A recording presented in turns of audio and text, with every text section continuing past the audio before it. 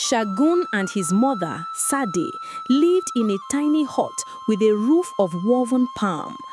Their life was simple, but their love was a great warm blanket. Shagun knew his mother worked tirelessly, selling little baskets of oranges by the dusty roadside. "Mama," Shagun whispered one night, "you should not work so hard. Your hands deserve rest." Sade smiled, her face crinkling like dried mango. "My dear Shagun," she replied, "a mother's love is the strongest muscle. It never tires." Shagun felt a pang of sadness. He wanted to buy her soft linens and a house where the rain could not leak through the roof. But they had so little. All he owned of value was one special garment, a beautiful, bright blue buba shirt, a gift from his uncle long ago. The next morning, before the sun was high, Shagun slipped out with the blue shirt tucked under his arm.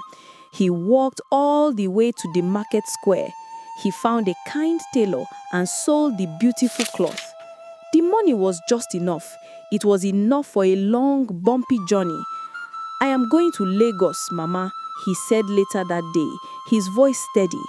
"I will find a good job and then I will come back for you." The trip to the big city of Lagos was loud and long. Shagun arrived in a dizzying place of tall buildings and fast-moving cars, a world away from his quiet village. He felt small, but the image of Sade's hopeful face kept him walking. He didn't find work right away. He washed dishes, carried heavy loads, and slept on benches.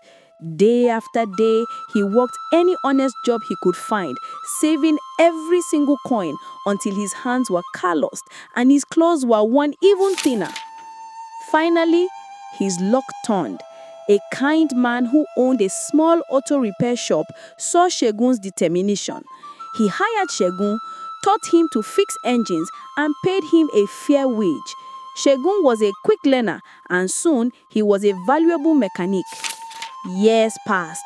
Shagun had saved enough to rent a small apartment in a good neighborhood, and now the time had come.